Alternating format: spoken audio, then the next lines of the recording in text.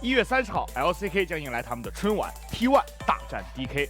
但是啊，开赛2周多以来，两个队伍的状态可谓截然不同。一边是老将 Faker 坐镇，但是刮起一股青春风暴的 T1。下路是有着现在被称为 LCK 第1下路组合的丨2022加上 Carry， 而上野的素斯和 Honor 呢，也在渐渐兑现自己的天赋，可谓是 LCK 最强战队。而 DK 这边就没那么乐观了，就连我们一直认为状态最好的 Showmaker 也开始有整蛊表现了。虽然下路还不错，但是上路，哎，你可怎么办啊？可能唯一可以仰仗的只有 Canyon 这个点了。这场比赛啊，我觉得是开赛以来最值得关注、最精彩的一场对决，大家千万不要错过。One of two players, it will be Keria who picks up his first player of the game for Spring, and we do have a couple of. Actually, 3 bottom lane votes, which I didn't think we would get. Actually, even 1 for Zeus as well. Oh, okay. Oh, that's a different perspective. And Renekton is going to be first pick. This is something that we've seen. Sounds even worse. Yeah. Or better, depending on which side of the coin you're on. Yeah. And that is exactly what we're going to see. And then Damwon Kia, I don't know what they're going to pull out here. It's the Vex that gets banned instead, which I respect, but... Could, of course, be Renekton in the mid lane. As we know, can definitely go there, so it's not going to be putting Gwen guaranteed in the jungle, but... Something that synergizes well with the Yuumi. A Talon would be an opportunity. Wait. Nope, it's going to be Gwen jungle. Oh, boy. Look at that. Sometimes Atlas gets it right. Burdol Irelia. Yeah. That's the pick. I chose the right time to like randomly watch LEC last night. You, Atlas. I didn't. I like it. I like it a lot. And this is Faker's LeBlanc, so that's going to be locked in as the R5. T1 have a lot of poke. As T1 here towards the top side, wanting to end the game as soon as they possibly can. Get those. Gwen does them exceptionally fast, although he has gone for E. Yeah, it's the E first so that he can avoid the early gank, but... Might just try and go for a cheeky smite steal as well. Yeah. That's going to be it. He's going to flip it. This is just the most sneaky. Oh my god. Well... He doesn't know! He doesn't know. Ona's taking a lot of damage here.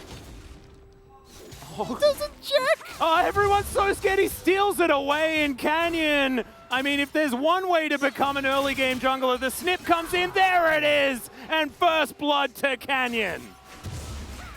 Canyon said last time around in the Jarvan, I had to do all the heavy lifting. If that's gonna happen again, I'm gonna start early. Oh my goodness. Yeah, that's... Yeah, this is what we're expecting, right? Like, the fact that the lanes are so good for T1 meant that we looked at this draft and we were like, Damwon, how do you do it? But now that Canyon skewed things, we'll see how that actually affects how this game goes as Faker. How close Burdol is to 6, but... Oh, that's a flash in from Showmaker. The Ignite is on as well as he picks the right Faker and gets the solo kill. So maybe, is that what you meant? Is that what you meant? That's what I meant, Atlas. Apex Predator, unchanged by evolution for so many years because he doesn't need to change. Cool creatures, okay. And do you know what this did? This got Damwon to even in gold. As this is... Oh, man. Fighting in mid. It is very telling. As Burdol not 6 yet. Nope. Oh dear. Ona only level 5, as that is not the welcome that you want. Flash immediately going to be employed here. Second has of course been kind of dropped. Bouncing grenade does a fair bit of work there as Carrier has been lit on fire.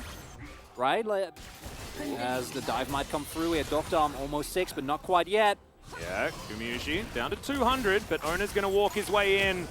And the Zoomies come down as well. Guma was tanking the turret as there's the Deadly Flourish, but only gets the shield. Good Inspire as Faker's going to come down as well. He's like, all right, well, do I have to help out? He should be able to here as he dashes on over. Finds the turret and finds a Doctorm as well as he will get taken down. Damwon Kia are going to try and return the favor in the mid lane as this is one very sad cat on a book with absolutely nowhere to go. No teammates, no nothing, and that's a double kill for Faker. Wonder whether that's going to be worth it as Damwon Kia is answering with a first turret block. Burdol! Yeah, that's the stun onto Zeus. Gets the to the skies as well as the Vanguard's Edge comes in. A bit of a confusing situation there as he gets himself the stacks, and that is going to be the solo kill top lane as well, and another charge to come in with Shelly at the same time. Damwon, they've come with the solo kill. That's a really big one. And going back to this, again, it is good that T1 is able to pick up both these kills, but the key issue is with the plates, more people means you get through the plates much, much slower. And while you're able to pick up the double kill here, I think that giving up first turbo kind of offsets that. And that would have still been fine, I think, for T1. It's a worthwhile trade if this didn't happen.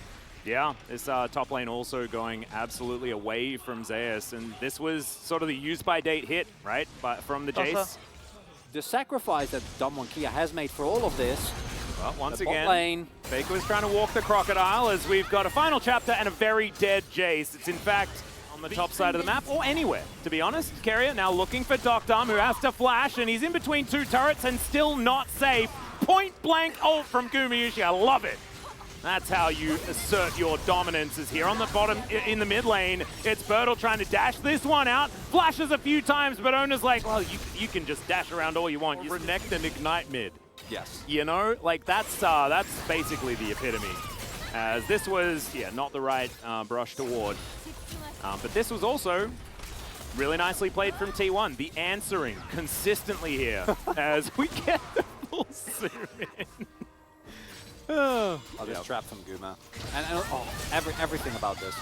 Guma putting down the trap, Owner who's able to charge. Nothing to do with it. Burdol looking to chase after Zeus. Owner trying to run away as well, as there is a very angry Scissor Lady moving her way up here. The Prowler's Claw will connect, and Zeus is once again just stripped of his life. A Caitlyn with a whole lot of shields and all that good stuff, as Carrier now going to have to flash, get out of the way. Burdol in position as well. Needleworks coming in. Good plus going for the disengage. Well, it's very obvious which team is strong there. Yes, exactly right. But, I mean, this plays into what Damon's game plan is, right? Like, they need to get gold. They need to get a huge snowball rolling very, very early in this game, as it is going to be that Hextech Rift like you were talking about. And it looks like Damon not going to be able to get this inhibitor turret just yet. We're trying to give a bit of a chance here, as Burdol is going to dive onto Faker. And, yes, he is going to be able to find the Everfrost, as Faker just... They have the range, they have the mobility, they have the kite back. Just need to make it work. On Zeus as the Vanguard's Edge comes in, teleport comes down as well, as Burdol deals with the rest of the minions, and Faker is going to come in potentially a little bit late, but does have the passive fully stacked up. Faker comes back and gets the slow as well. Burdol just going to get ran around the rosy, and this is some vintage Faker LeBlanc today. No cooldowns available there for Burdol, but Doctom, I don't think the smart money's on you in this particular 1v1. But he's still going to look for it. Understands that a few of those bullets went back, and Faker, yeah. Canyon's going to come in here. Deadly Flourish comes down. Faker's trying to do it, but it's not going to work. The funny business will eventually run out. But T1, they're utilizing this time. They're pushing this mid lane, and that is more money onto Gumayusi. And on Canyon! Who can carry harder? Yeah. That's the question of this game. Ghostblade, Prowler's Claw. Oh, that is a Renekton build. I haven't seen that one in a while. No.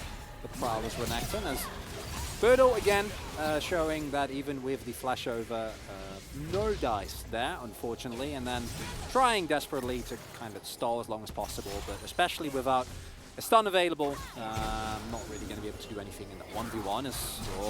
Yeah. Prowlin is Showmaker. Zeus does not want to be in melee range of this crocodile, but Burdol now trying to dive on in, and Showmaker, how nice of him. Look at Canyon rip this thing apart. Burdol as well doing so much work, as Ona does have flash. There's a blast cone. Are they going to flip it? Are they going to flip it again? As in they go. It is the Gwen that locks it down. Now Ona immediately just dies. Showmaker as well had pre-popped the ultimate, trying to get that work done, as the curtains have been called as well. Carrier in trouble, but of course there are jungle camps to be... Extremely poorly with this composition, but with the buff, the kill threat comes through. I can hear Lahen's cackle somewhere in the background. Yes, there is indeed one of those, as Burdol throws out an ultimate and his life at the same time. Kia going to take an inhibitor and then run the heck away from this one, as Faker, yep, teleporting in with the rest of his team. Zeus there as well, as Ona might have found himself just left on his own. Some decent CC, but they're just watching. Canyon's going to be able to take him down, as the Needleworks coming forward as well. It is going to be the Gwen falling, as Showmaker just pops the Caitlyn, but will have to sacrifice himself, as Doctom finally gets a cat. But he is not the carry in this game, and T1 tidy it up. I don't really know about that one, Atlas from Kia. I don't feel like that was a necessity for the deep flank.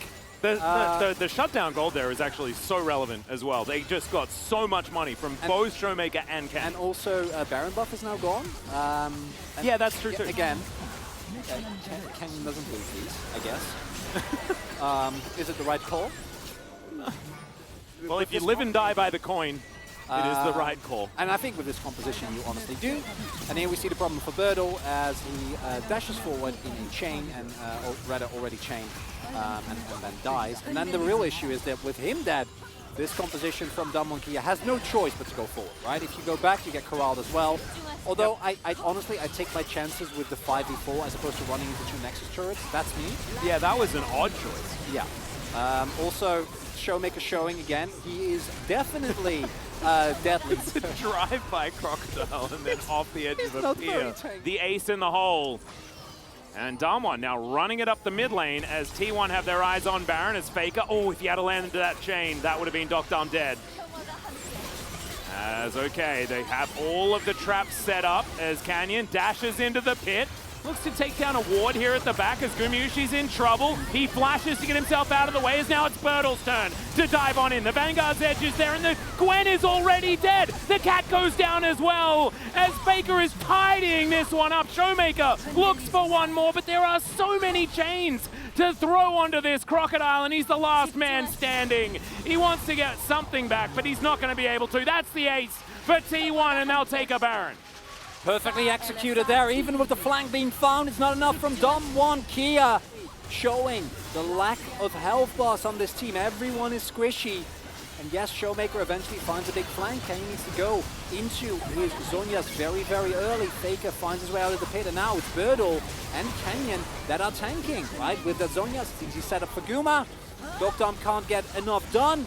And then it's the easy cleanup on this Crocodile for the rest of T1, and honestly that might have been it for the competition. We do have pings to come through from T1. They know that there could be this base being closed in on as Showmaker. This is not the position that you want to be in as Faker possibly caught out.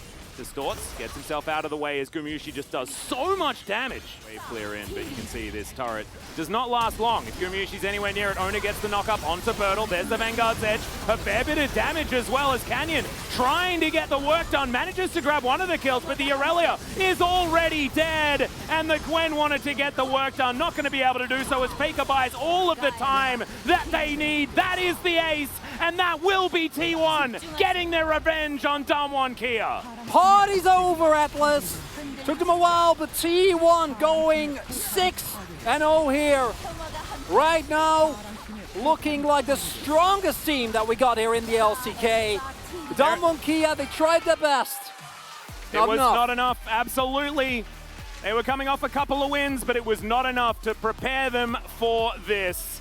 Utter domination from T1. Yes, I mean, I felt like Damwon had a really cool idea in that last game, but it wasn't enough to actually get them over the line against T1. And honestly, watching Faker play the LeBlanc in those skirmishes, in those micro moments around the map. An important one, nonetheless, we see Kia still having a lot of the issues. The Burdol issue, slowly getting there. But in terms of how they want to play the game, I feel like they're still searching, trying these wacky compositions. First picking that champion is 100% a trap, but Damwon had a plan. They almost made it work. It was very close. It was very close, but yeah. The first kill in the mid lane though, man, I almost believed in the Crocodile. But it did not quite get there. As you can see, T1 weathered the storm. The party that we were talking about happened at 23 minutes. And then T1 just ushered everyone out. Just pick it up. It will be Faker who does get the win here. And, you know, especially after the early game, he did begin to get his poke online, his items online, and did a lot for his team. I voted for Guma, myself personally. It looks like one of our analysts on the Korean side did as well because of the bot lane dominance. You have some company. I'm not alone. I thought I was going to be alone, but I'm not. Luckily. Yeah. I think overall, Faker did a lot for the team, especially over the course of even all 3 games, even the game that they lost in the